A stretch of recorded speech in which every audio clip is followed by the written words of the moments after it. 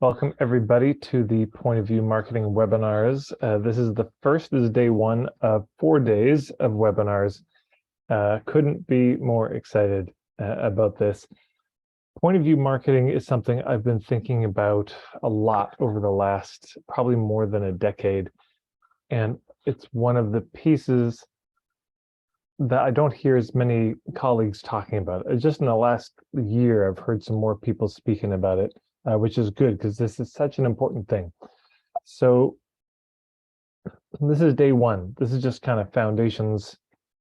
And what you're going to learn in this session is what point of view marketing is, why it matters, and where point of view marketing fits in your overall strategy.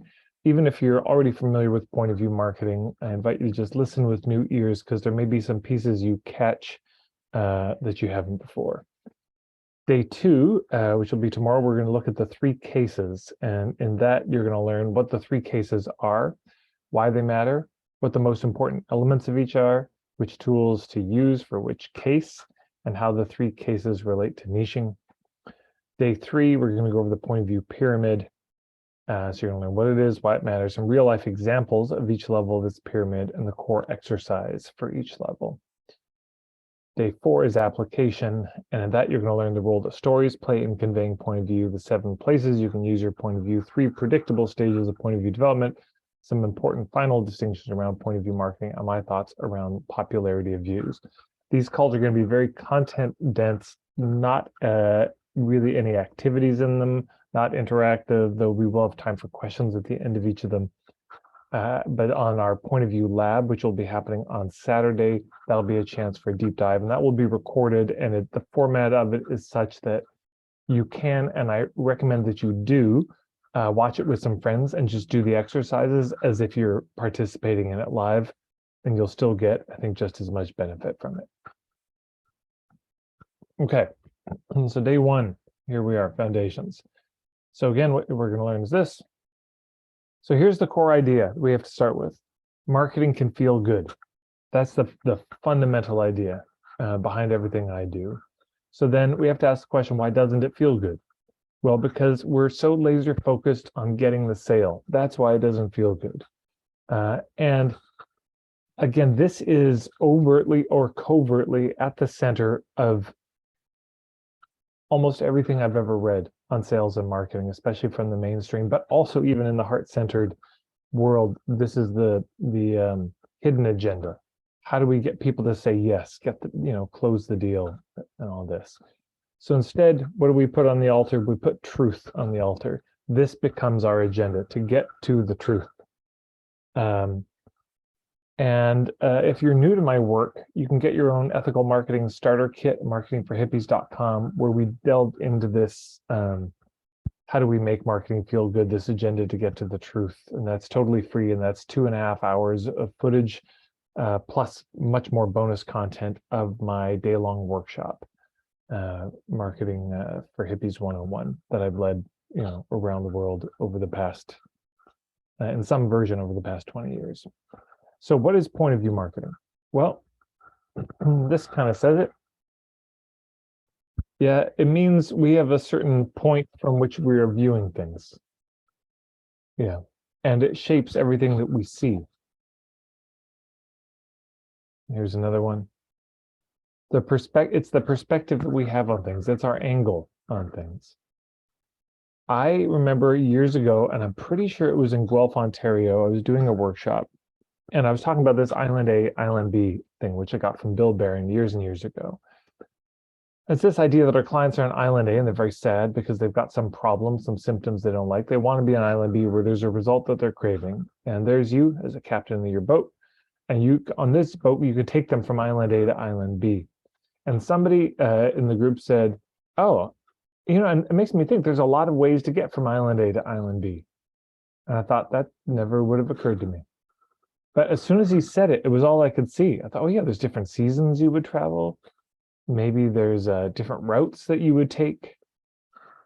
And so much began to unfurl. And that was the seed that got planted. And so, right. So when we look at the journey, there's a lot of ways to make the journey, but also if you happen to be selling boats, well, there's a lot of ways to make boats.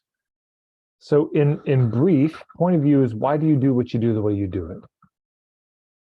Yeah, if somebody were to ask you that, you say, well, you do your work in this particular way. Why do you do it that way? Everything that you answered from that point on would be your philosophy, would be your point of view coming out.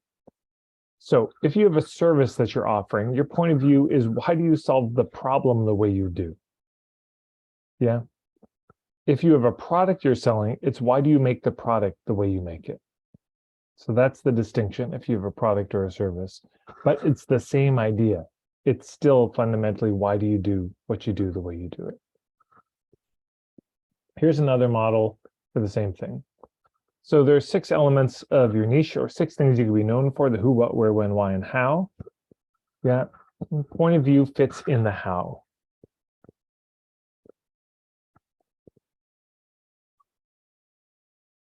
Because point of view includes your aesthetic, your style, your approach, your philosophy, your take on things. That's all in how do you do what you do the way you do it. So here are 3 simple point of view revealing questions. Now, we're not going to delve into this right now, but if you come to the point of view lab, we'll have time to actually dive into this. But these are 3 questions that, if you're just wanting to get started on your point of view, that to me are 3 of the great seeds of point of view. One of them, when people come to you, if they were to say, why am I so messed up, right? They come to you struggling with a problem that you solve. They're on island A. Well, they want to know, why am I so messed up? Why am I in so much trouble in my life? And if they imagine they really wanted to know the truth, because of course people ask this all the time, with a tone of exasperation and not real curiosity. But imagine they actually wanted to know, and they sat you down and they said, I'm so sick of this suffering. Would you just please tell me, why am I struggling so much? What would you say? Your answer to that question would be a great doorway in. Yeah. And most of you, even as I'm talking about it, something probably comes to mind. Oh, yeah, it's this. This is sort of the core of it. This is the nub of it. Second question you can ask, what are your people's blind spots? It's a different way of asking the same thing. But if I were to ask you, so your people, they're struggling, to solve their problem, and they keep trying, but they don't succeed. It's probably because they have some sort of blind spot. What is that blind spot? What is the thing that they can't see that keeps them stuck? So if you were to ask me, what are my people's blind spots? Now, it depends on the level they come to me. But if they're coming to me with that marketing feels terrible and I don't know why, I'd say, well, because they're struggling because they think that marketing is all about going for the sale and going for the close. That's why. That's the blind spot. They're trying to figure out, like, how do I get the sale in a way that people aren't going to be offended by? But that's a non-starter. You can't do it. If you have a hidden agenda, it's going to feel bad. So they're trying to find it, it's what you call in permaculture, a type 0 error. You put the solar panel on the north side of the house. Well, you build your house right in the middle of the floodplains. I mean, you can adapt to that dysfunction, but you have a central problem that's probably going to kibosh the whole thing. Third question you can ask, what are the spells you're here to break? I love this question a lot. It's a different way of asking the blind spot question, but what are the spells that your people are under that you're here to break and do something about? All of these are different ways, and there's plenty more questions besides. I think I have a list of, over 70 questions that I like to ask people to help get to their point of view.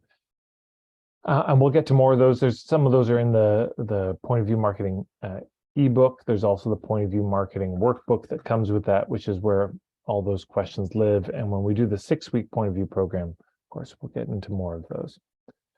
Okay, 14 reasons why point of view matters. Even if you've heard me talk about why point of view matters, I invite you to really listen with open ears on this one, because I think some of these reasons escape people. And if we don't understand why this matters so much, I think it's easy to avoid doing it. And I want to make the case that point of view marketing, this is not something to get to eventually. This is so foundational for building trust and credibility and a lot of things, actually. So let's dive in. Point of view. We're giving everybody our opinion. That's what we're doing. But it's a good idea. And here's why. Reason number one, more and better people buy. Period. If you get really good at articulating your point of view, more people will buy. And they will be a better quality person, meaning they're going to be a better fit. Because inherently, you've already described your point of view, yeah? So if they don't like your point of view, if they don't like your approach, they will not buy. And that's good news for you, and that's good news for them. But more people will also buy over the long term because you're filtering, which means you're getting better fit clients, which means those clients are getting better results, which means there's better word of mouth, which we'll come to later. But this is one of the fundamental consequences when people dive into their point of view. Your work is more credible, you are more trustworthy, more and better people buy. That's the number one reason why they do it. This is a quote from Andrea Renee, who did a video from my blog generously years ago. And she said, when you alter your message to avoid being misunderstood, unfollowed, and called out, you miss an opportunity to reach people who are waiting to hear what you've got. That's so important. Oh, man. It's just people kind of get robbed, by us not sharing. They may just be waiting to hear, just as it was for you. Yeah. There was probably a message that you heard that might have been unpopular, but when you heard it, it liberated you. And imagine if that person had just been timid and said, well, I won't share because it's an unpopular view. We'll get more into this in the fourth webinar. Okay, number two, less resistant clients. Oh, this is a good one, right? People say, well, I'd love my clients to actually do what I say. I'd love them to actually implement, but a lot of them are so resistant, and this is just difficult. I'm not saying people should kowtow to us or obey us or anything, but if every one of your clients is doing nothing but push back and question what you're talking about, and nobody's implementing it, this is, of course, frustrating for you, but it's also the client doesn't get results. So then the question is this, where does the resistance come from? The resistance fundamentally comes from they don't understand why they're being asked to do something. A case has not been made for that approach yet. And that's the feedback we're getting in the resistance is this doesn't make sense to me. I can't see that the time and money that I'd be investing in this would be worth it, wouldn't make things worse, might actually have a possibility of working. So they're resistant. But the resistance, that's not in the way. No, that's the way. What they're saying is, would you please tell me why I need to do this? Would you make a case? Instead of just dictating to me, because this is what so many doctors do. Yeah, so many consultants do, is just, show up and try to tell people what to do and dictate the terms. But it's, we don't have the rationale for it. And so not only will clients be resistant to this, but they won't implement. You'll give them these ideas that could change everything, and they'll sort of agree in the moment, a moment of inspiration. But later, the enthusiasm wears off, and they don't have the logic behind it to kind of push them through. Yeah, so that's a big one. Less resistant clients. Another way to say it, just more collaborative clients, more clients who are actually implementing what you're talking about and enjoying it and being thrilled about it. Number three, more word of mouth, right? Because if you have a better point of view, and I don't mean superior to others, but superior to what it was for you, instead of a fuzzy, unarticulated point of view, you've got something better. That means your treatments will also be more effective. In two ways. One, you're working with people who are better fit, but number two, the clearer your point of view is, just the more effective you are by definition, because you're not freestyling anymore. It's like, I really thought about this for a long time, and why certain approaches with certain clients worked and certain ones didn't, and why I was able to change and other people weren't. And I really realized what the elements were. So your treatments will get better, and that means you'll get superior results. Your results will be much better than they were, and possibly much better than your colleagues, and that means better word of mouth. Why do people talk about us or anything? Why do we talk about the businesses we talk about? Because it's so good. Yeah, they really got results, and they got us better results than we could have gotten on our own, and probably better results than we got from other people. So we talk about them. So this really handling the word of mouth or the point of view gets us much better word of mouth. Martin Prechtel, an author some of you may know, I tried to find the exact quote, so forgive me on this, but it was an interview with him. It was in a book about shamanism, and he was interviewed. And he talked about all these sort of new age shamans that are coming out. He said, you know, if you're a medicine person, people need to get better. Because of course, what happens so often is somebody says, well, I'm a medicine person because I don't know, I read a Louise Hay book, and you know, I did ayahuasca once, and now I'm a medicine person. And they work with people, and the people don't get better. They don't actually heal. And then their response to that is to say, well, it must be your fear that's getting in the way.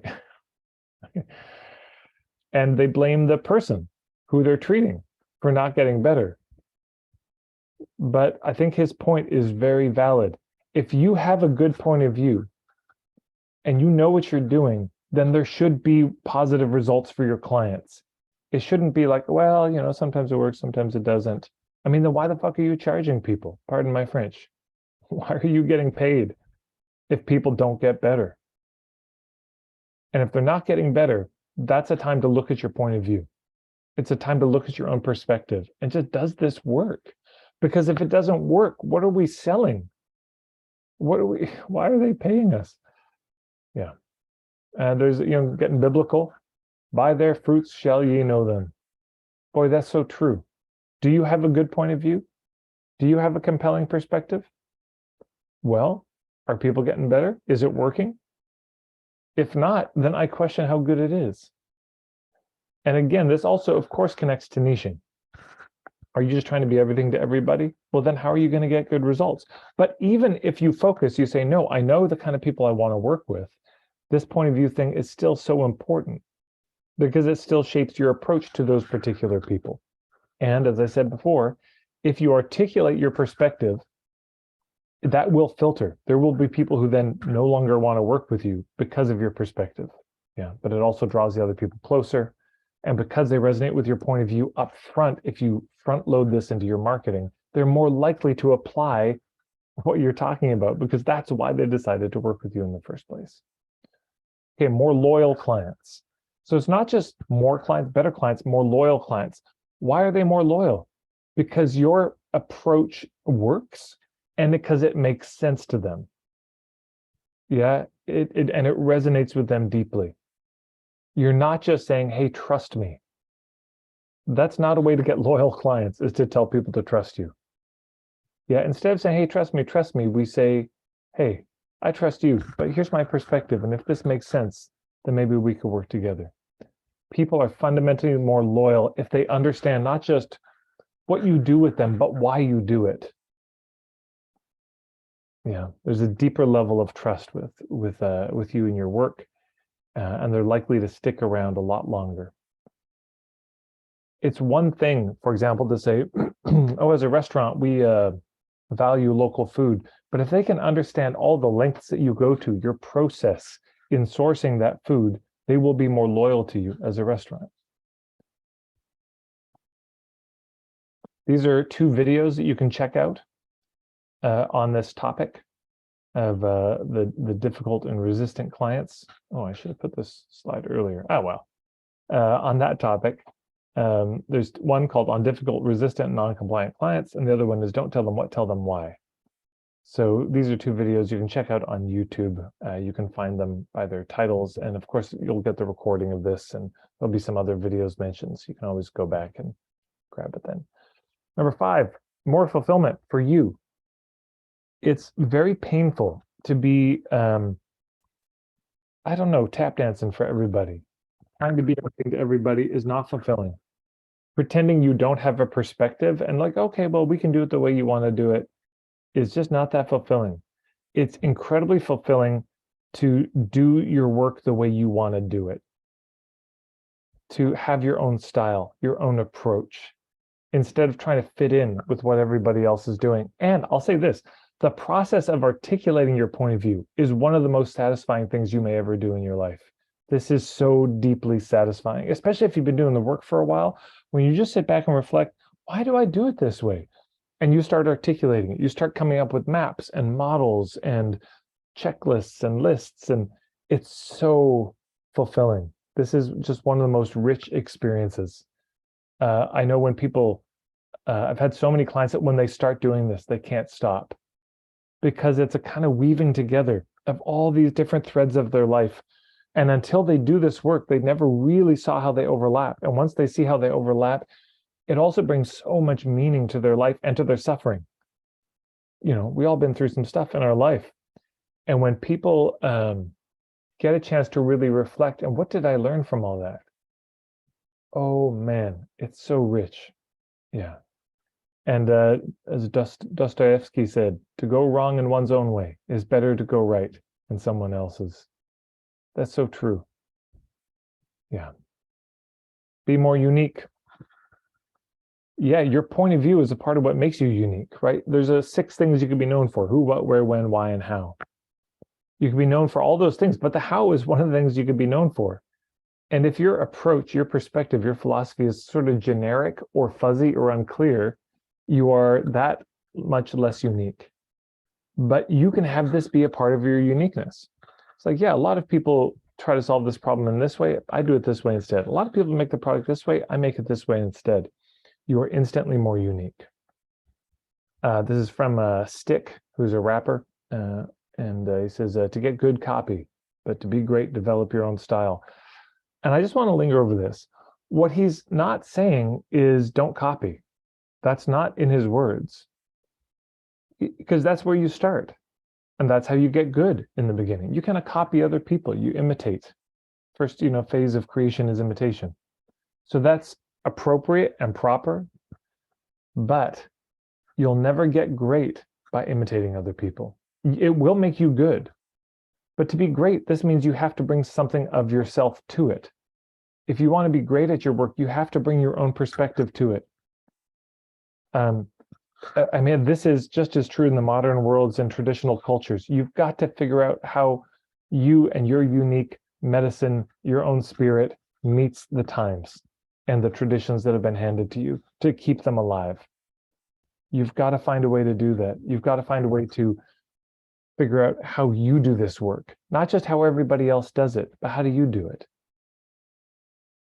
Okay, number 7, eliminate the need to pitch. There's so much focus in so much of marketing around getting good at pitching, closing from the stage and selling from the stage and the discovery sessions, and how do you do that pitch and how do you do it in a way that's invisible, that people don't really even notice that you're doing it. It's so smooth. But this is all premised on the thought that one of the most important parts of the conversation is the pitch. That, in fact, that's the most important thing, that everything else is just kind of building up to this big moment, which is the reveal where we do the pitch. And I'm saying that's wrong. I'm saying that's incorrect. I'm saying fundamentally there is no need to pitch anything, ever. We can share things, but there's no need to strong arm anybody or fundamentally try to be making the case for them to hire us. There's something else we're doing, which is what we're going to go into the next webinar. We're making a case, but we're not making the case for them to hire us personally. So when we get really good at our point of view and we consistently, clearly communicate it, there is no need to do a heavy pitch. Yeah. And on this topic, you could watch this video.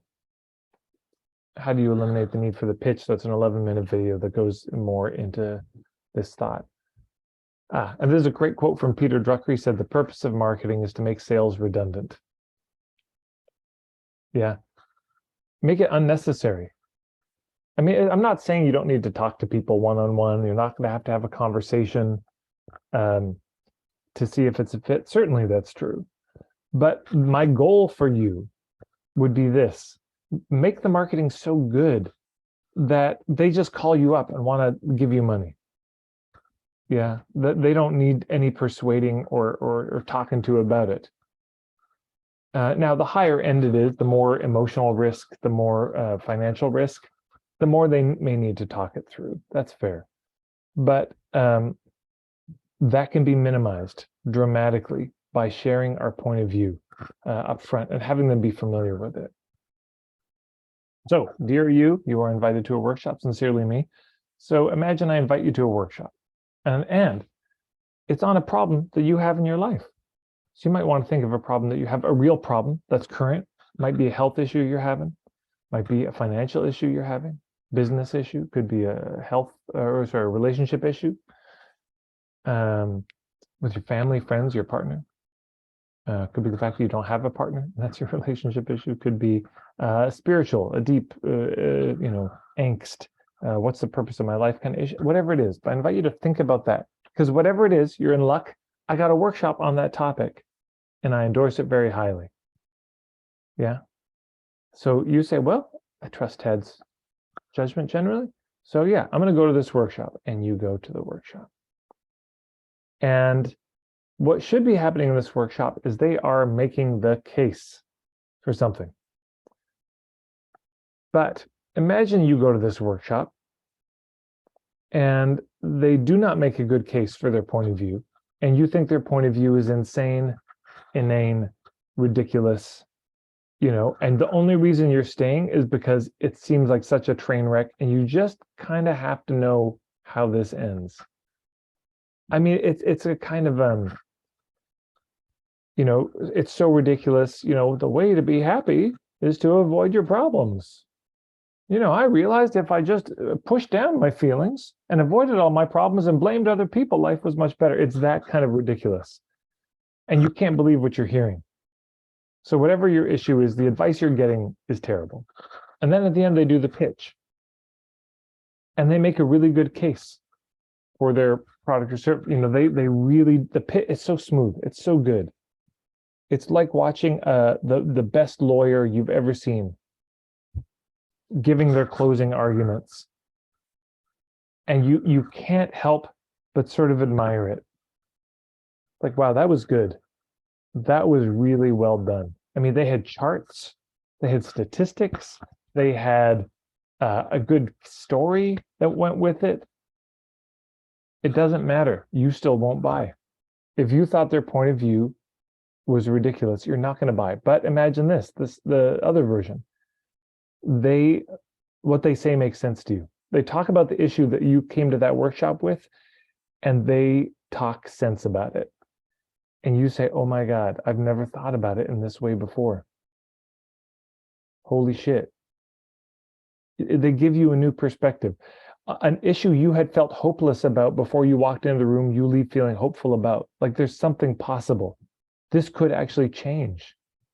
When you felt like maybe there was no way it could change. Now you see a route. Yeah, now you see a way to do it. But then when they get to the pitch, it's terrible. It's the worst pitch you've ever heard in your life. It's like the pitch just is a false start. It doesn't even happen. They just start and say, so thank you for coming. You want to work with me? Why would you want to work with me? Nobody wants to work with me. I wasn't loved as a child. And then they just vanish and run out of the room. Yeah, imagine that. What's funny is that might be jarring, but you still might follow them and say, hey, when you're done weeping, about what, I'm not sure, because we couldn't understand what you were saying. You were just blubbering a bit, but I did like what you had to say. Do you work with people? Yeah, you would fight through a really terrible pitch if the point of view was good enough. But the best pitch in the world would not suffice if the case wasn't made for the perspective. So this is fundamentally what we're doing. And again, in webinar 2, we're going to talk about the 3 different cases that need to be made. So yeah, cut the pitching. We do sharing instead. And what are we sharing? We're sharing our perspective. We're sharing our point of view. So a few phrases to kind of lock this in. If they don't buy your diagnosis, they'll never buy your prescription. That's one. To say that a different way, don't sell the course, sell the concept. Yeah, you make the case for the concept behind the course you're offering, not the course itself. I'm not saying we don't talk about the course and all the thought we put into it, of course, but that's not what we're selling. We're just trying to share this concept. Here's this concept, because if they don't buy that, they're not buying the course. And if they do, you may live to regret that, because they came not knowing what the concept was, and now they're balking at everything you say and contradicting you all the time through your whole workshop. And you look at them and you think, man, why are you here? You know? Third, make the case for your perspective, not your program. Yeah, different ways of saying the same thing. Don't market yourself, market your message. That's one of the ebooks that I have. It's a better way to do it, I submit. Yeah, instead of trying to just sell our course, sell our programs, market ourselves, we can just be sharing our message, sharing the concept behind it, sharing our perspective.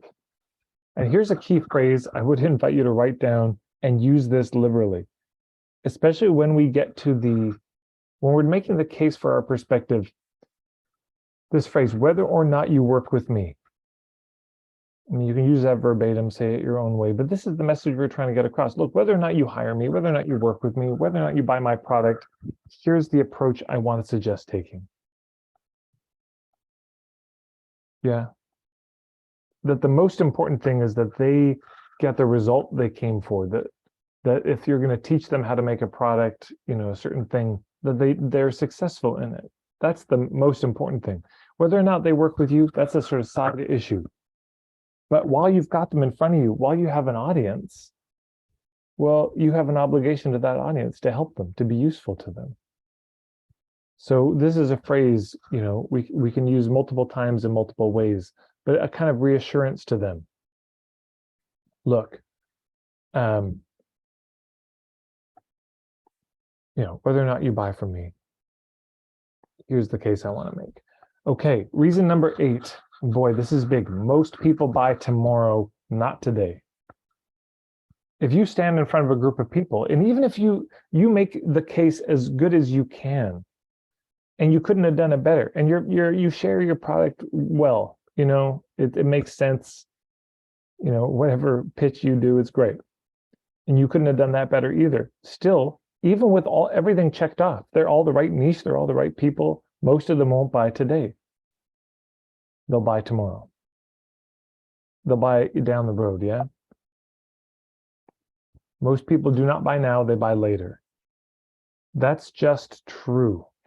I got this from a woman, Katrin Rush, and she got this from somewhere else, and I apologize, I don't know the source, but this was some market research that got done. And so generally, I think these are the good stats to consider, that only 3% of people are actively looking for your solution now. Yeah, like are really up Googling and maybe even looking for what you sell in particular. It's very small. 7% are open to your product or program or service, but they're not actively looking. If you met them at a party and you talked about it, they say, oh yeah, I was thinking about that. But they're not searching for it. 30% are aware at some point in the future, boy, I should deal with this. 30% completely unconscious about their issue. And 30% are just a no. They're just not going to buy from you ever. And the challenge is so much marketing focuses on that 3% on the top, that are the ones actively looking now. And that leaves out the 67%, right? Because that 30%, just let them go. Bless and release, they're gone. But you got 67% that are at some point very likely going to work with you. There's a good chance. And we miss out on those people if we're only focused on the people who are ready to buy now. Because the people who are ready to buy now, they probably don't need a lot of the point of view in education. Although I would still recommend it for filtering purposes, but they don't need it because they're just looking to buy right now. So the other people, they're going to need a bit more education. They're going to need a bit more of this understanding of your approach. And if you make that case, again, they may not buy today, but they may buy tomorrow. And to say it another way, if you don't give them the education, if you don't give them the context that they need, then they will not buy ever. Okay, so this is Ross O'Loughlin, who's a consultant I've hired myself. And and he relayed something he had heard from a technology company that had looked at the purchasing patterns. And they found that 50% of people just didn't buy. Those were the no's. They never bought. Yeah, even though they were marketed to, the whole sales cycle happened, these people just never bought. I think this might have been, there was a trade show and they were following up with people who signed up at the trade show, and 50% never ever bought. So that left 50% who bought. And then what they found was only 15% of that 50% bought right away. 85% of them was later, like months later or years later, when they really crunched the numbers. So that's just so important to wrap our heads around. Point of view marketing is a long game. So then the question is, are you in this for the long game, or is this a short game for you? Are you in this for just today, or are you in this for tomorrow? Is this a hobby for you, or is this something you're trying to build as a business? Because if you're committed to being in your business for 5, 10, 20, 30 years, if this is something you want to be your livelihood, then we have to contend with the fact that most people won't buy today. And this means building the trust with them now. Right, so 2 bottom lines: let go of the no's, bless and release, and focus on the 67% because everybody's fighting for the 3%. Yeah. This starts to build the trust with people in advance. And this is Prochaska's model. Prochaska and DiClemente had a model, the 6 stages of change, which you can check out. But point of view marketing, it's good to say, helps people move one step along the cycle. So here's the case that they made, is that before people are at a place where they're not even thinking about changing, pre-contemplation. They have no intention of changing their behavior. They may not even fully realize there's a behavior they need to change. Then there's contemplation. Oh, they're aware a problem exists, but they're not doing anything about it. They're just thinking about it. They're mulling it over. Then they start preparing. Okay, I got to address this, but they're not going to spend money. But they're now reading books maybe a little bit. They're watching some YouTubes. They're starting to wrap their head around what they might eventually do.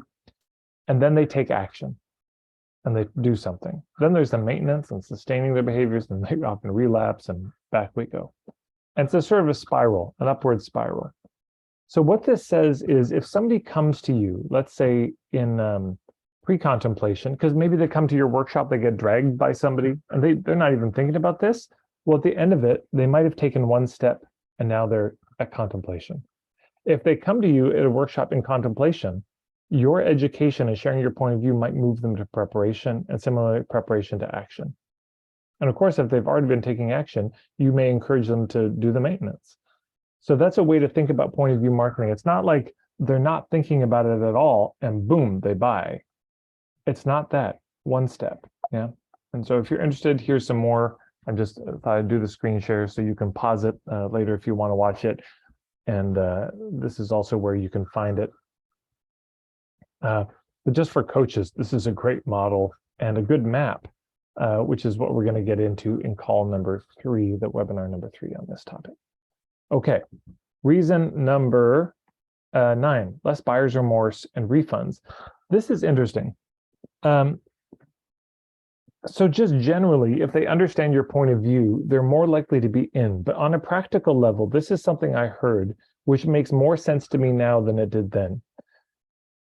The longer a sales letter is, the more people buy. How could that be? Because we think, oh, we wanted lots of white space in a short sales letter. But actually, the longer, the more people buy, and also the less refunds. And here's how that happens. Somebody, they get a 20-page sales letter for a course. They sign up. It's $5,000. And you better believe a few days later, they're regretting their choice. Or they're like, oh my God, that's a lot of money. All the fear comes up. What did I just spend it on? Or maybe their spouse gives them a hard time, or, certain bills come up and they're, oh wait, I've just spent $5,000. So what do? They go back to the sales letter. It's like, what the fuck did I just sign up for? And they start reading it. Now, if that sales letter has none of your point of view in it, they really start questioning why they did this. But if the point of view is laden into the sales letter, in the sales letter itself, it's making the case for your perspective. It's very reassuring. It's like, oh yeah, right. No, this does make sense. This is worth it. So they're less likely to feel bad and, oh, I wish I hadn't bought and asked for a refund. So that's good. Also, just context is a gift. Reason number 10.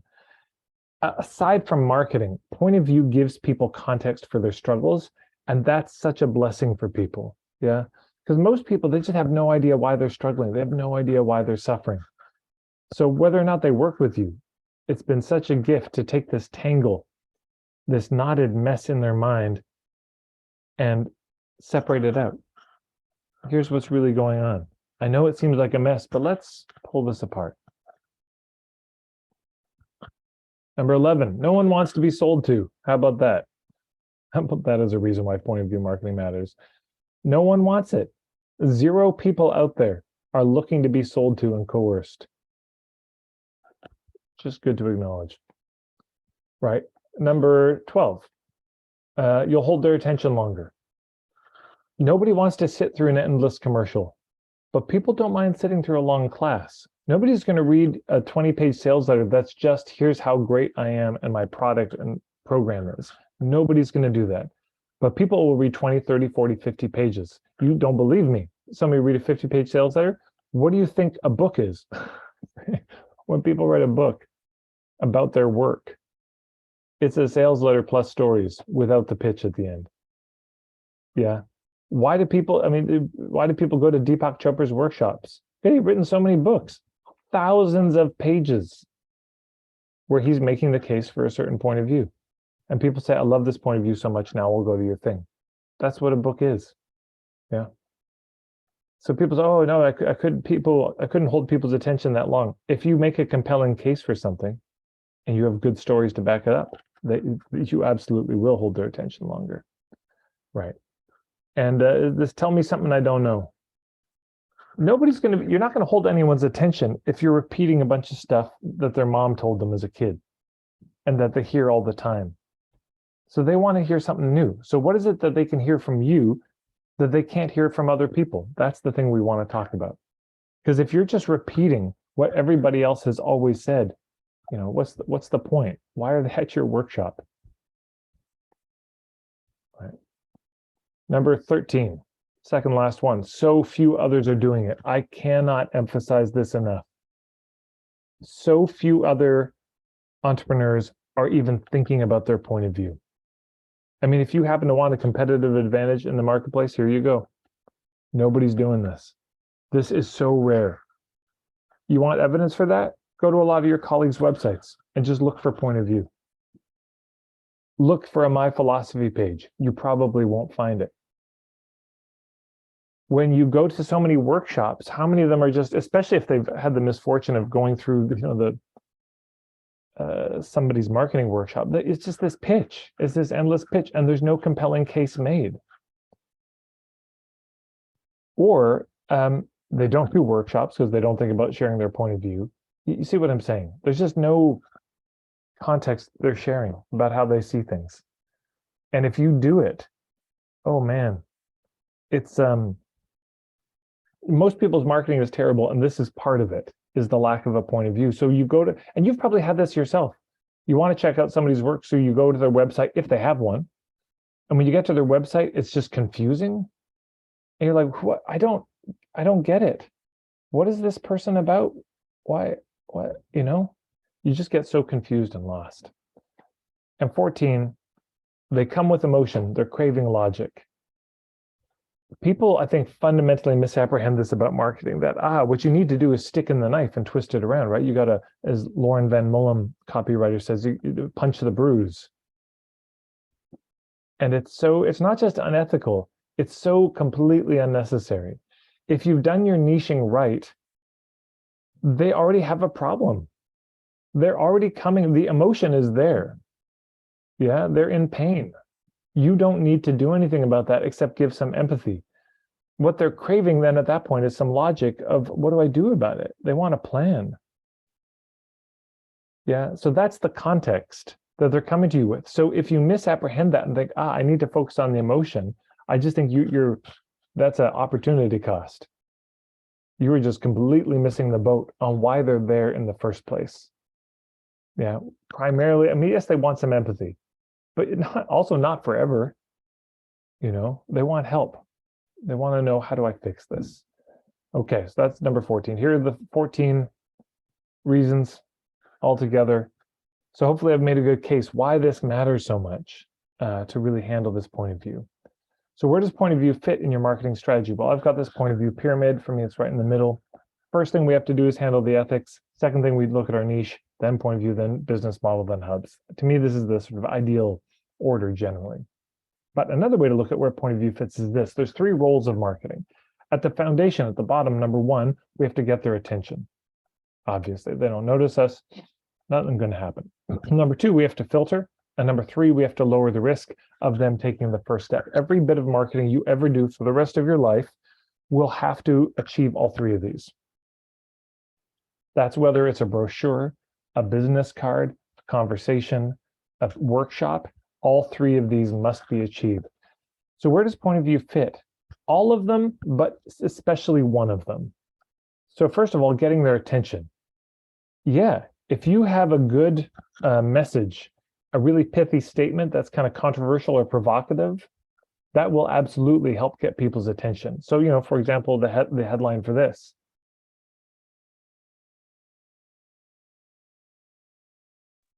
That's me stating an opinion. Yeah, that's a provocative statement right off the top. So if you have something that you can say that people say, what? Well, how do you mean? Something that provokes curiosity, yeah, you'll get people's attention. And of course, I've got this ebook, Don't Market Yourself, Market Your Message, which is also an example of a provocative statement. Also, point of view definitely shows up in lowering the risk. Because when we're talking about lowering the risk, well, first of all, you remember some of the reasons I already talked about, which I won't go over again, but here are 5 of the reasons that all have to do with lowering the risk. Yeah, less resistant clients, we get more loyal clients, eliminate the need to pitch, less buyer's remorse and refunds. Nobody wants to be sold to. They come with emotion, they're craving the logic. If you're wondering how point of view lowers the risk, just rewatch those sections where I talked about that. But, well, how does point of view lower the risk? There are 3 ways to lower risk, and you can see a blog post I've written on this topic in detail. So 1, 2, 3, right? The easiest is you make guarantees. Much better than that is education, and much better than that is reputation. And fundamentally, of course, point of view shows up in reputation in that it'll make your work better and get you a better reputation. But really, we're talking about education here. That's one of the best ways we can lower the risk for what we're doing as we're building our reputation. Educate, share our point of view, share our perspective. But here's the big one where I think point of view really shows up is in the filtering piece. And let's go through this step by step. So when we talk about filtering, by the way, I've got 48 videos on filtering. I have a YouTube channel or playlist. You can just go to my YouTube channel, playlist on filtering, 48 videos. If you're curious to delve much deeper into this filtering piece, you can go there. But when we talk about the truth, it's the truth of a very specific question. Is it a fit? Yeah. So that's the context we're looking at with filtering. When we're trying to filter, is this a good client? Another way to say that is this a good match? Is this a good fit? Yeah. Because this is most marketing. No filtering at all, you'll see. 0 filtering. We get their attention, we lower the risk, and it's buy now, get a free set again soon, nice, pow, pow, pow. That's a lot of marketing. There's 0 filtering in there, meaning also no point of view gets shared. Oop, one second. So, what the? Hold on 1 second. Somehow I skipped way to a different part of my presentation. I beg your pardon.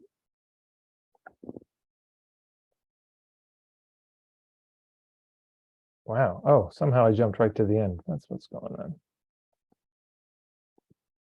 All right. 1 second. Well, I'll take a deep breath. I want to do a little stretch. We're getting there.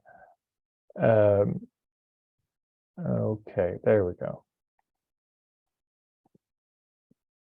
Oh, and screen share, and back we go.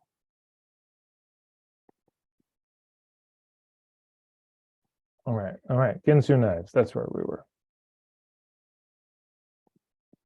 Okay, So when we talk about filtering, there's three levels of filtering. So in this middle thing here where filtering would be, there's three levels: relevance, credibility, and value.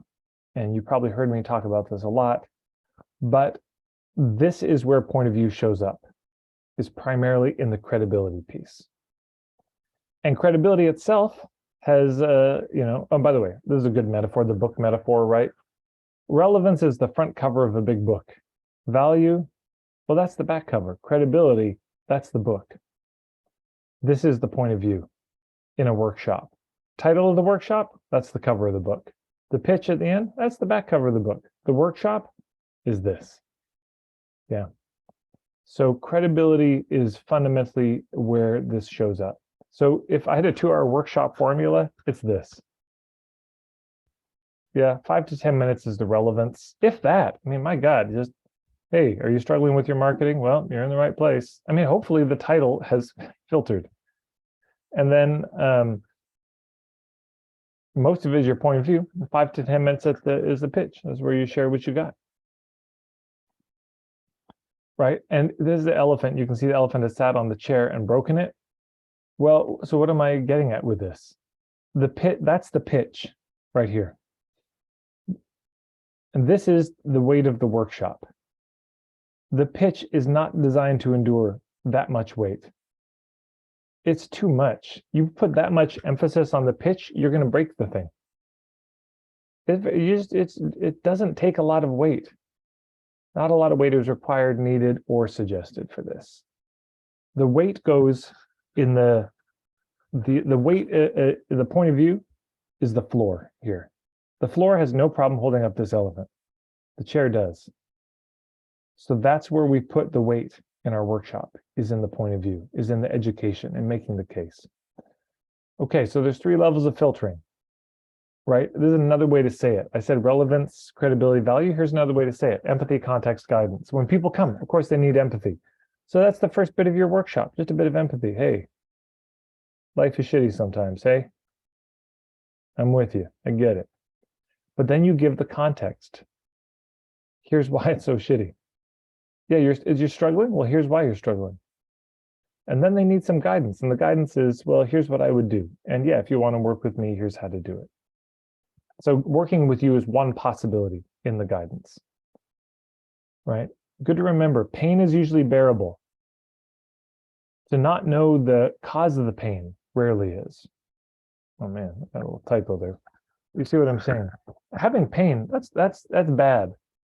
But when you don't know why you have pain, oh man, that is really almost unbearable. Because you just get helpless at that point. So that's why context matters so much, to help people understand why they're in pain in the first place. This is another way to say it. Stop creating content, weave context instead. People get so upset, oh, how much I got to put content out on social media. But if you just forget about content and think, how do you weave context for people instead? How do you help their life make more sense to them? That's more helpful. And you can watch these videos that talk about this, very dynamic, if that's helpful for you. Again, you'll get the recording. You can always go back and grab these videos. Okay, another way to say it. This is from Jeff Davies, I believe. 3 levels of filtering. So there's this middle level here, right? We got their attention, we filter, we lower the risk, but this part here of filtering, there's a problem, premise, promise. So they come because of a problem. What they want to hear from us is our premise about how to solve it, and then our offer is the promise. Different ways to say the same thing. So to recap, right? 3 roles of marketing: get their attention, filter, lower the risk. So we focus on the filtering primarily with point of view marketing.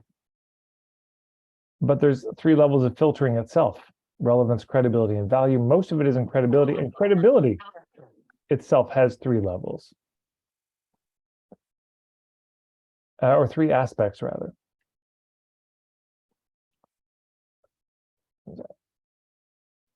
Know, like, and trust. So we've heard about this, the know, like, and trust factor. The knowing factor is just that they kind of get to know who you are. Yeah, they learn a little bit about you, your story, etc. That they like you, meaning they're not appalled by you. They're not, you come across as a human being, and they trust you. Okay, so when we talk about these 3, them getting to know you, primarily that's your story. Now, story kind of applies to all three, but at the basic level, they get to know you, just share your story a bit. Here's how I'm here. Yeah. The liking is composure. Now, this is a whole other topic. This is covered in depth in my starter kit. But this comes down to vibe, fundamentally. And what we can say is this: posturing and collapsing are not likable inherently. When somebody is coming from a very collapsed place, that is just not, we're not drawn to that. When somebody is just trapped in the victim thing, this repels people. When somebody's in the poor me all the time, chronically, people energetically lean away from them. But also when somebody's in the posturing, puffing themselves up, pretending they're a bigger deal than they are, that's also repulsive to people. But when we're composed, when we're just comfortable in our own skin, not lack of confidence, not overly confident, just comfortable in our own skin, people tend to like us. People are generally likable when they're in a composed place. But trust, how do we build trust? That's the big one here. Yeah, and that's point of view. Now, stories, of course, also play a role. This we'll go into in a future webinar, but yeah. Oh, damn it. How do I keep doing this? I keep screwing this up. I'm hitting the wrong part of the screen. I don't know what I'm doing. Again, it only looks like I know what I'm doing. 1 second. Okay, everyone take a good stretch though. Another good stretch while we're adjusting. We're getting there towards the end. And you might want to start thinking about the questions that you have. So there will be time for questions at the end. All right. So here we go. Back at it.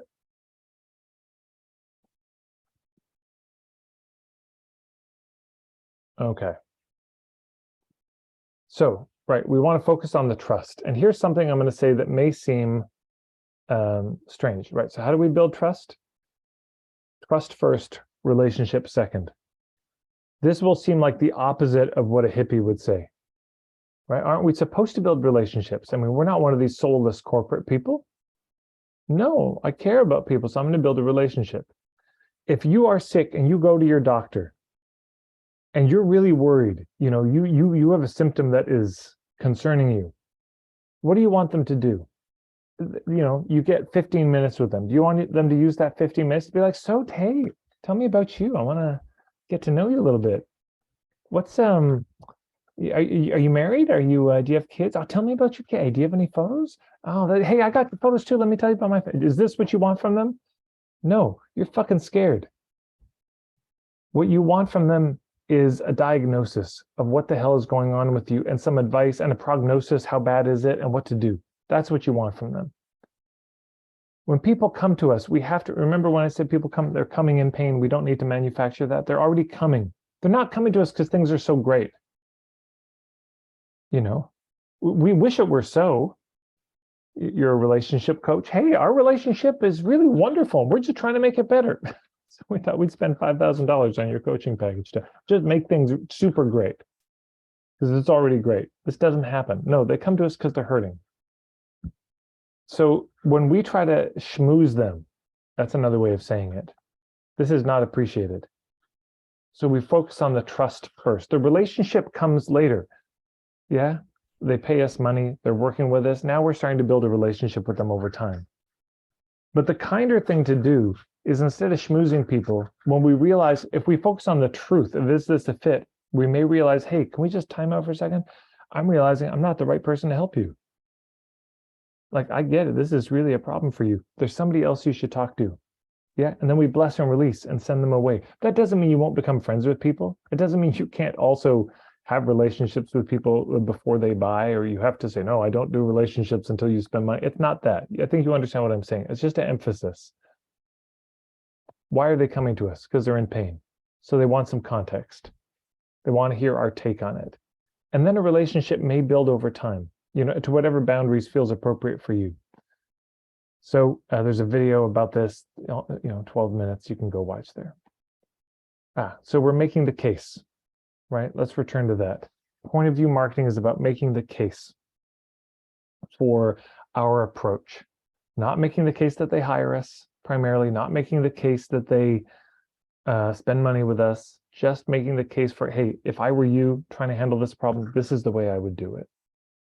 So here we are at the end. So I'm going to open it up to the chat now. Just what questions are you left with after this? And so I'm going to stop screen sharing here. Oh, but let me just share this, but we'll open it up to questions. But the next webinar will be the 3 cases. And again, in that, this is what we're going to go into. So that's tomorrow. I'm so excited about this one in particular, because this is the newest material that I've got. And I think you're going to be pretty thrilled about it, because we're going to go really into detail. And this will help set you up for the day-long lab if you're going to be at that. And again, for members, we've got the day-long lab on the 14th as just members only. And then we're doing the public one on the 18th. Is there anything else I want to say? Well, actually, yes, just one last thing. I'm going to stop the share. But I do want to say something about this lab first. But if you have any questions, feel free to put them in the chat at this moment, or you can hit the reactions button and you can raise your hand. Oops. And we'll get to that in a second. But first, the shameless plug. So yeah, if you're resonating with what I'm saying and you're not already in my membership, or even if you are, just to make a case to come. Oh. So this is what's happening. It's on the 18th. It's $200 now. I raised the price since I did that. So $200 US. And what this is going to be is almost no theory. There's going to be very, very little theory in this day, and it's going to be hands-on exercise. So if you're just looking for some time to dig into this, you also get a chance to see me do some hot seats with people. Maybe it'll be you that I do a hot seat with. But at the end of the day, you're going to have the raw material that you need to create what I call a My Philosophy page on your website, which if you don't have one, I would urge you to have a page where you really just articulate your philosophy. So that's kind of the focus of this day, is to give you what you would need to do at least a beginning first version of that. And I'm very excited about it. It's going to be very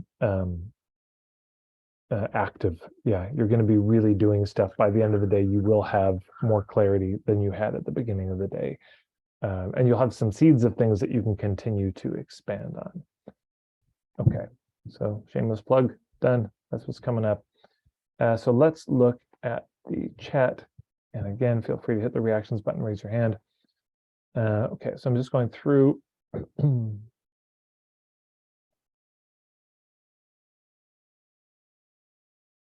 And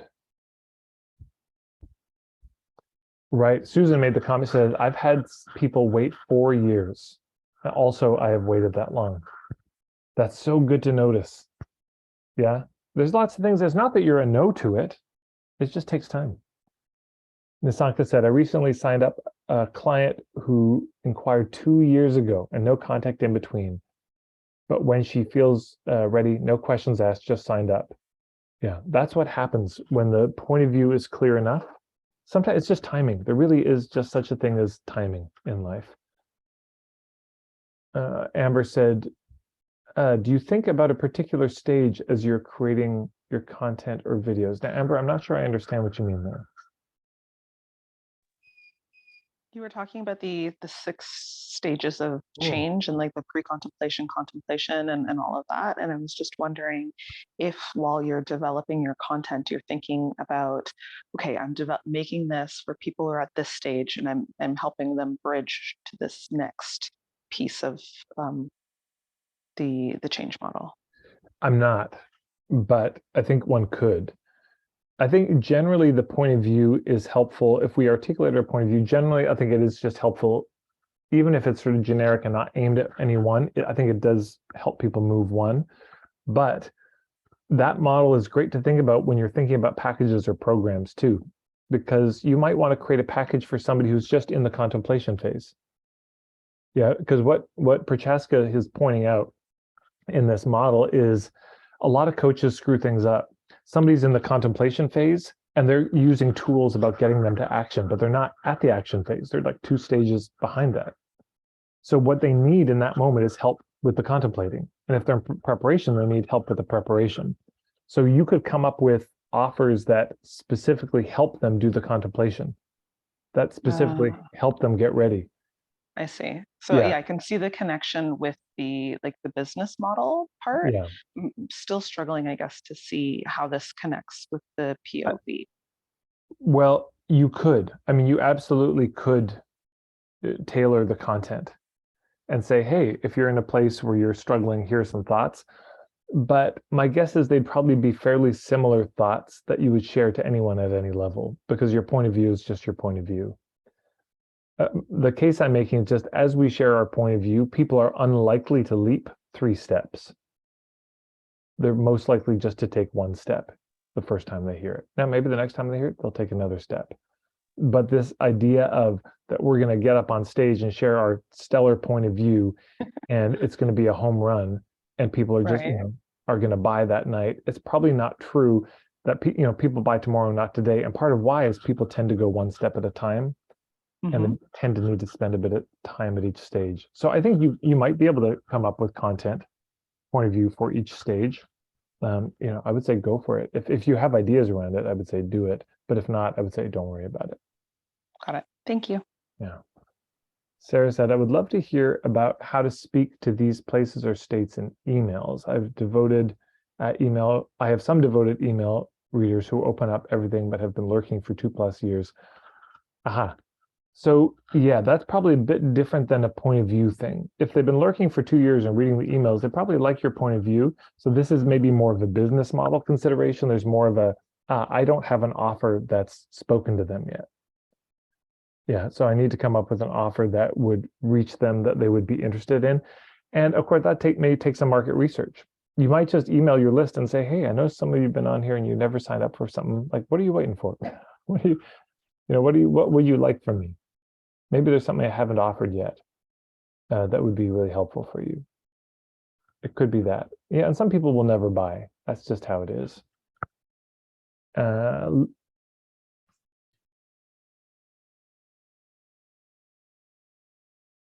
Okay, Denitse said, Tad, would be super interesting to hear on another time. What was the process of distilling your own point of view before it all made sense together? It was long and painful. And why? I didn't have anybody like me. I was figuring it out. Nobody was guiding me or asking, well, not nobody. I wish I'd had a coach who understood about point of view, who could have asked me some of these questions and pushed me and challenged me. But as it was, my coach was my audiences. That was my coach. Yeah. Every time I would do my intro workshop. So for about 5 years, I did this evening-long intro workshop, which fed into a Pay What You Can weekend workshop. And I just had to go by the reactions on people's faces and the questions they asked me.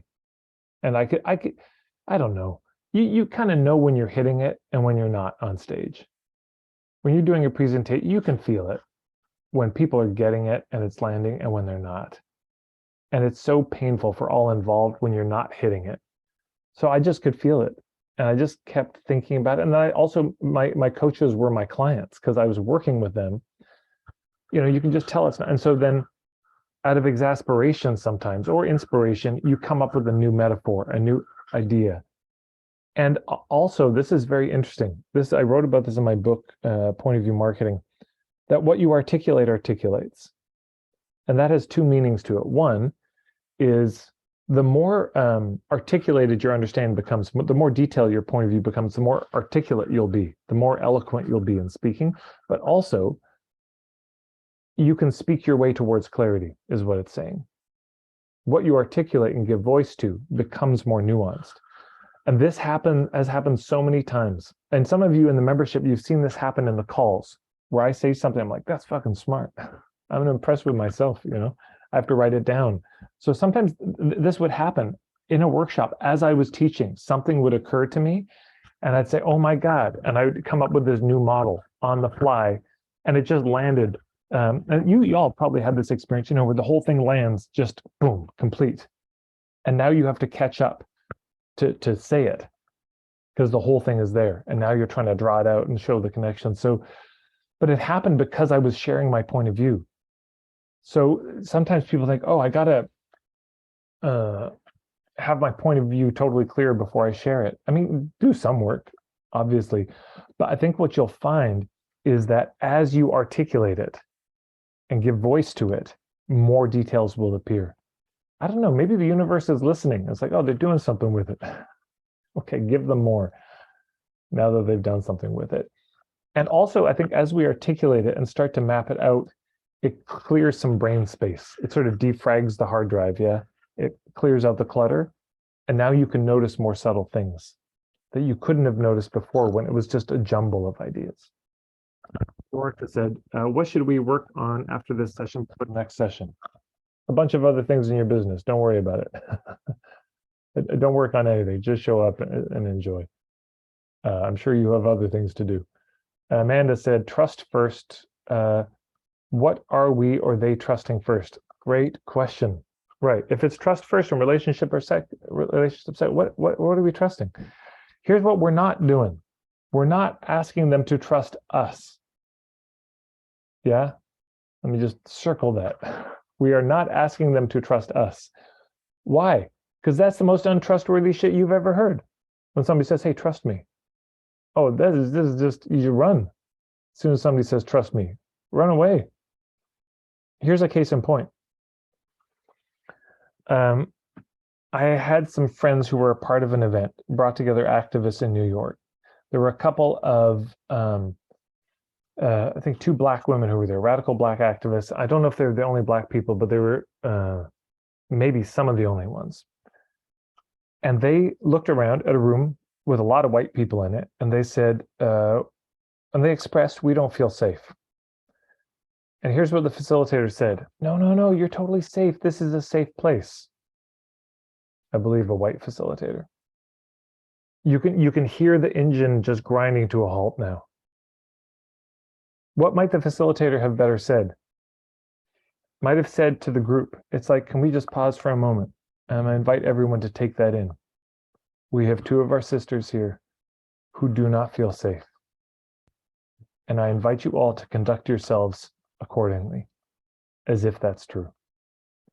Number 2, to the 2 of you, first of all, thank you for being willing to say that and be honest with us. And I have no doubt that there's truth in what you say. I mean, look at the state of the world. Look at what your lives have shown you. And we're total strangers to you. So it's probably true that you're not safe here. And maybe you will be, maybe that will come, but right now that's true. And so know that the full blessing from all of us that you would conduct yourself as if that's true. And then together, let's see if we can do something about that. But let's start with the reality that there is not that experience of safety. So to say to people, say, I don't trust this group, to say, no, you should trust this group is, oh boy, all the trust is now gone. So what are we inviting people to trust? Well, the first thing we might say is you trust yourself. Yeah, that's a more trustworthy thing to say is, hey, I trust you. What is that? How does that translate into marketing? Well, if you're doing a presentation, you got a shameless plug. If you, at least you have that spirit of like, I trust these people to make the right decision for themselves. And you could say that overtly, look, I trust you. I mean, you know what's best for you better than I do. I'm just some guy sharing this stuff, but I trust you to make a decision. And if you have that inner posture of just trusting people to do what's right for them, rather than you needing to strong arm them, because so much of the traditional marketing stuff is based on not trusting people. Like if you don't sell them and convince them to buy, you're hurting them. And people have a hard time making decisions, so you have to make decisions for them. I mean, I've heard these things fully rationalized. So that's the first thing we might be inviting people is to trust themselves. But then we're also, the case we're making is I think you can trust this point of view. Whether or not you work with me, that's a totally different story. But I have found this point of view to be trustworthy, and here's why. Let me make the case for this perspective. And then maybe you go work on it on your own. Maybe you disagree, and that's okay too. Maybe I haven't done a good job making the case. Maybe there's not a case to be made, and you can help me see that. Maybe there's holes in my case. I don't know. But here's what makes sense to me. And I'm making a case that I think this point of view is trustworthy. Because if you don't trust your own point of view, what's going on? You know? What are you inviting people into? Come on, spend thousands of dollars with me. I got some ideas. It might pan out. Is not a particularly trustworthy thing. And where does this come from? A lot of it comes from no niche, you know, trying to be everything to everybody. So then we're freestyling with everybody we work with. Versus, here's what makes the most sense to me, given the symptoms that you have come with. This is the approach that I think is most trustworthy. And then I trust you to decide what to do about it. Amanda, how does that land? Or does that answer your question? Or did I miss the mark completely? No, I think you nailed the mark. Yeah, thank you. You're welcome. All right, Carolina said, if my niche isn't clear yet, will working on my point of view help my niche get clearer too? Yes. Now, I would say I would commend most people focus on the niche first, because again, if you're a service provider, then it's this journey from A to B. It's our point of view about that, right? So otherwise, what's the point of view about? Well, there's probably some journey you're helping people with, but here's how the point of view can help with niching, sort of indirectly. Well, and let's also say this first. One of the reasons I've seen that people can sometimes get stuck with their niche is they get too obsessed with the who. And I don't know, their brain kind of freezes up, they spin out, they're just out of new data to make a decision on that. And so then they get no traction on their niche. And my advice usually is stop focusing on the who, focus on the what or the how. Just ignore the who for a second. And just in practical terms, just come up with the offer you really want to offer up to the world. Just what are you excited to put together? Do that, yeah? And then reverse engineer who would be interested in this. So in some ways that's a business model thing, but also point of view is in there. Another way to say that is there's two dynamics, and you can find a few videos if you just search on YouTube, Tad Hargrave, artist, entrepreneur. The entrepreneurial approach to niching is you say, well, who's an underserved target market? Yeah, there's a need that isn't met, and I'm going to offer them something. The artistic approach to life is, what do I want to do, and how do I want to do it? And that comes first. So for the entrepreneur, who comes first? For the artist, the what and the how come first. Now, if you're going to be successful in business, you will have to come to some sort of détente, some sort of marriage, some sort of peace accord between the artist and the entrepreneur, because the tension will never go away between those two. The artist, they just want to do whatever the hell they want to do and create new stuff all the time. Yeah. And the entrepreneur is always trying to like help people with this problem and fix things. And they are going in different directions. I mean, that's just how it is. They are not the same people. They're completely different beasts. But if your marriage is going to work, they're going to have to get married and work that out. Because yeah, the artist comes up with a play that they do one year and it gets 5 stars, glowing reviews. And the next year they want to do a different play. The entrepreneur would say, no, you take that play and you tour it. It's 5 stars. It works. Just work that play. The marketplace wants it, proven commodity. And the artist is already over it. They were over it halfway through their run and already envisioning the next thing. So, but if you come up with something new, if you're just stuck on the niche and you say, okay, well, what do I want to do? That would be an expression of my point of view. What's the offering I could come up with that would just be like, that's how I want to help people. If you do that, you can then reverse engineer it and look at the thing you want to do and say, okay, now where would I find people interested in this? And then you start shopping it around. And your niche will raise their hand and say, oh, I'm interested in that. Carolina, does that make any sense? Yeah, actually, that helps a lot. I think I'm the artist. Yeah. I have a lot of ideas on what to do, but then I get confused when I start looking at the how, at the who. Yes, completely. It's I would just keep working on the what and the how, make it as clear as you can. But then that is the next, you got to invite that entrepreneur part into the marriage. And the question is, again, you look at it and you say, where would I find people who might be drawn to this? And the way that it helps you figure out your niche is you just have to make it exactly the way you want it. Don't try to please the masses on this. If you're going to design a retreat, you make it the way you want to do it for real. No catering to anybody in particular. Like if I were going to do it my way, it would be like this. Here's the rules I'm going to break and I don't care. And then you think, okay, where would I find people? And again, you can think about it yourself. You can put it on Facebook. You can just start asking around, where do I find people who might be drawn to this kind of thing, who might be drawn to this perspective, drawn to these opinions. You can also just start sharing your opinion about life, broadly, or the issue broadly. And you will notice that certain people respond and raise their hand. And from this, and in conversation with them over time, you may get clear about who your people are. It's often the case that you start speaking and the crowd appears. I think, in Seth Godin's book, Tribes, he speaks about this. You just start sharing your point of view. You just start talking and certain people resonate, and then they tag people and share it with people. And hey, could you come and speak to our group about this? We just love hearing you talk about it. That's not uncommon. And so then sometimes your sort of community finds you, but they won't find you if you're not sharing it. Yeah. Thank you. You're welcome. That was really good. Thank you, Ted. You're welcome. All right. Leslie said, I noticed you have niching below point of view in your triangle. Point of view feels more foundational to me, especially as someone who has relied on external sources, codependency for my identity, which I know many people have. Figuring out my point of view first feels important. Can you make the case for niching first, then point of view? Does it matter? Right. So notice this. She's asking me to make a case, right? I've shared something. It's like, okay, well, back it up. And that's appropriate. That's really proper. Because this is what happens when you start sharing your point of view in front of people. People say, well, whoa. I disagree. Well, you better have some chops there. You either better be open to changing your mind, because you could be wrong, or you better have an answer. Because if you say, actually, I saw this in a book, and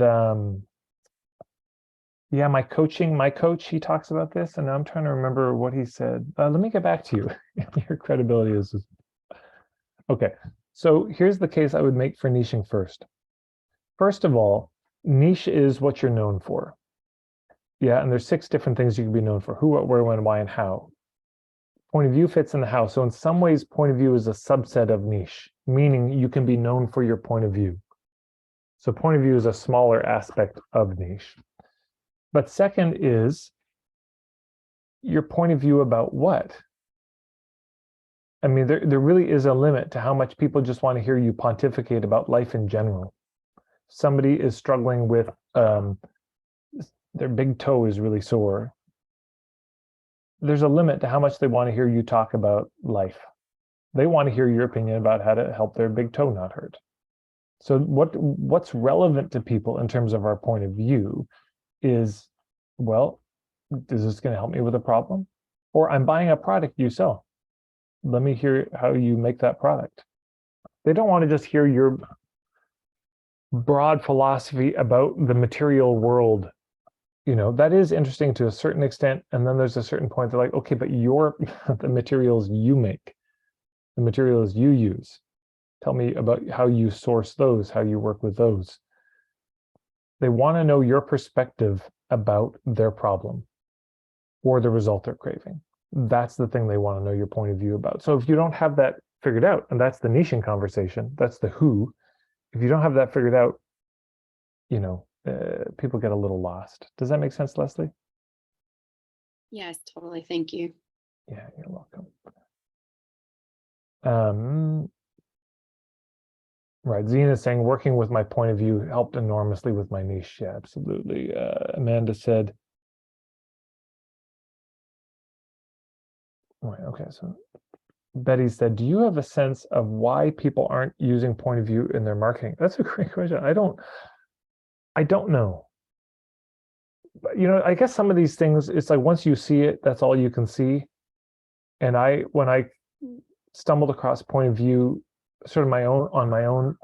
And then a woman, Lois Kelly, who ended up writing the introduction for my book, she wrote a book about marketing, and she wrote the intro for Point of View Marketing, and she talked about Point of View. And it was one of those things when I read it, I thought this makes so much fucking sense. And I was really then baffled. Why is this not one of the primary things all marketing coaches talk about? So I'm sort of baffled by it too. I think part of it is there's been this juggernaut of modern marketing, which has been so focused on getting the attention and lowering the risk, and with this agenda to get the sale. Well, if you want to get the sale in the short term, here's how you do it. Get people's attention, lower the risk, and strong arm people, push people. Use all the coercion tools. They work. Use the social proof, use urgency, use false scarcity. This gets people to buy. It's super effective. I wish it weren't so effective. Love bomb people in a group. Pretend that you like them a lot. Use their name a lot. How to win friends and influence people. Like, all these tactics can be used to get people to do something right away. So coercion works in the short term.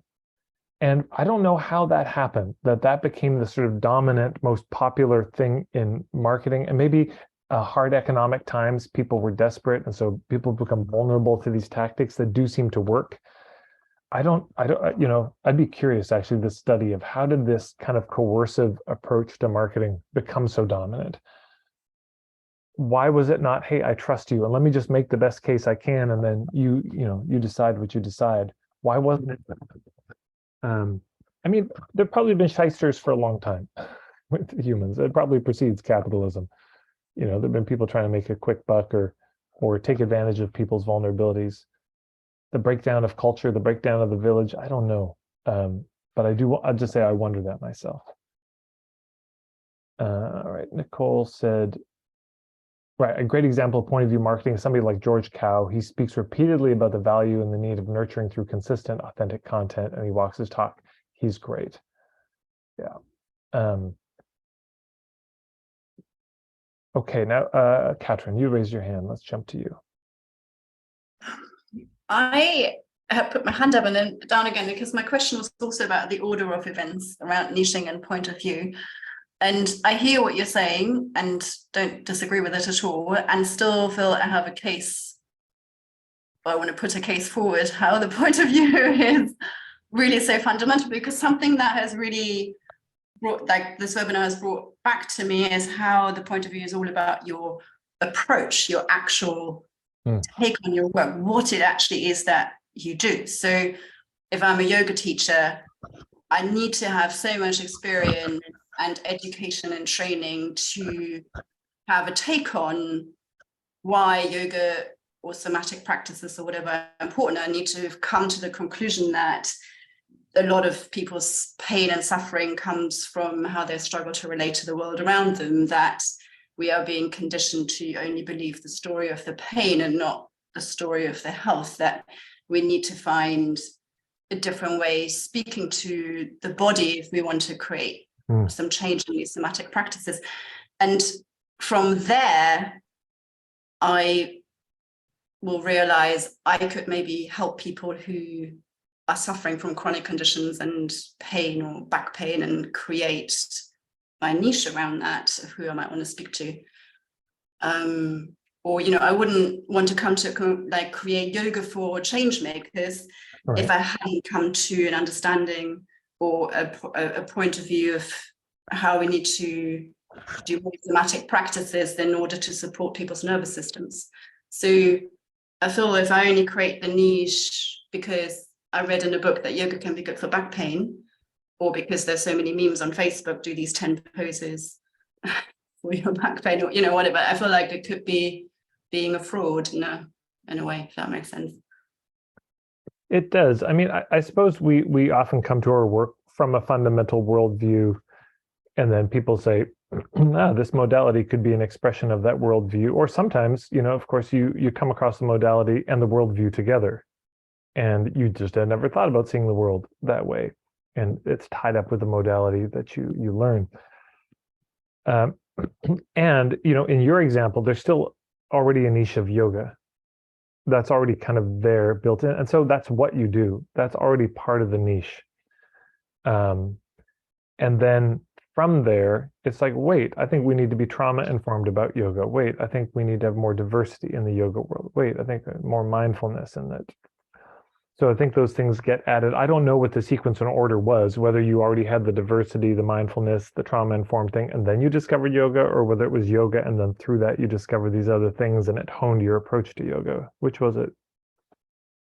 I came to yoga first and then realized that the way that yoga was being offered, there was a lot of flaws in it, and there was a different way of doing it. And through my own story and through my teachers, and yeah, and then it got honed in, and you specialize, right, with experience and time. And the more you specialize, that is also your niche, but it's also because you've got a specific take on your approach. Yeah, totally. It's, I mean, maybe it's more of an infinity loop, because of course you hone your point of view, and then that's going to hone, hopefully will hone what you offer, will actually shape your offerings and your business model. And that will then also appeal to certain people and not appeal to other people. But, we could also say that if we look broadly at the niche, who, what, where, when, why, and how, anytime you hone one of those pieces, it has an effect on the other ones. Yeah, if you hone the who, well, then the how might change with that. So there's a systemic sort of nature to this. And again, the point of view is, to me, fits squarely within the how in the niche thing. So it's a part of a constellation of things. And I separate it out enough, partly because I don't see people talking about it, and because it's such a big thing. I mean, the when and the where are usually pretty easy ones to check off. The why, that's a bit more robust.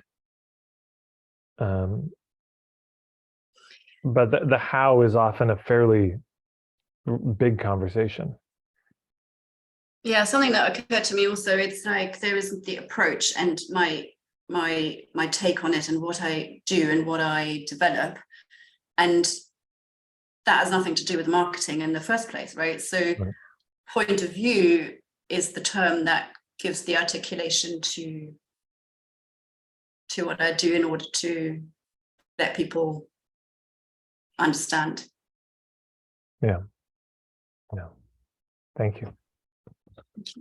Okay, Laura said, I feel like since I found my point of view, I want to change and add new services, target markets around my point of view so it's more aligned. Yeah, this often happens. As you change one part, the others change. And it's a kind of spiraling of clarity. We're just going inwards to more and more clarity. So it's good. It's good. And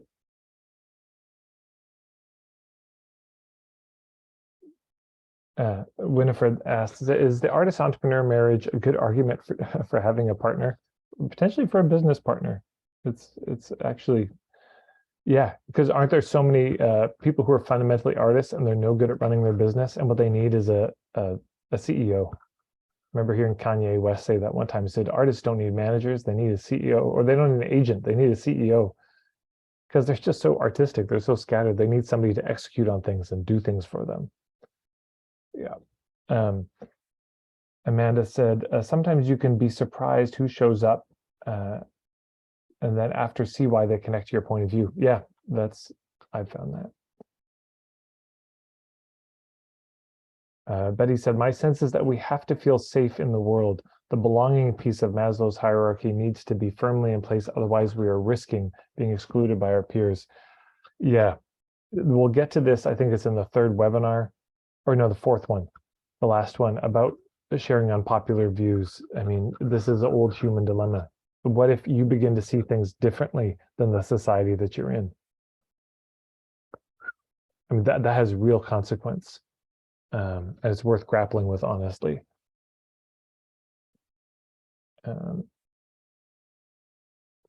Right, Cheryl said, I've heard both of you, Tad and George Cow, also speak about how at one time you did things much differently in your sales and marketing. This transparency builds trust in a big way for me. Is this part of point of view? I don't think so. I think that's more the story. And of course, story can build credibility. Like, hey, I struggled too. I did this the other way too. It wasn't always easy for me. That's just, it's good to hear, isn't it? You know, you're going to be working with somebody. If you're struggling with depression and you're seeing a therapist, it's just like, boy, I hear depression's really hard. I wouldn't know, but I read some books. I did my PhD dissertation on depression. I found it so fascinating. So tell me, that's different than, hey, I hear you. Oh man, I was depressed for years. That was hard to get out of. That's more credibility there.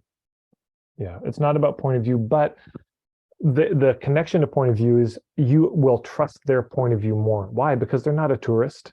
They didn't just read a National Geographic magazine and think they knew a country. They lived in that country. So I will trust their point of view much more than somebody who is an academic theory about it.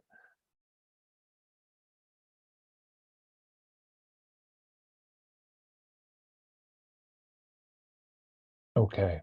Well, thank you everybody for coming. Hopefully we'll see you tomorrow for number 2, where we go into the 3 cases, which I'm very excited about. And perhaps we'll see you at one of the labs. So see you tomorrow. Take care, everybody.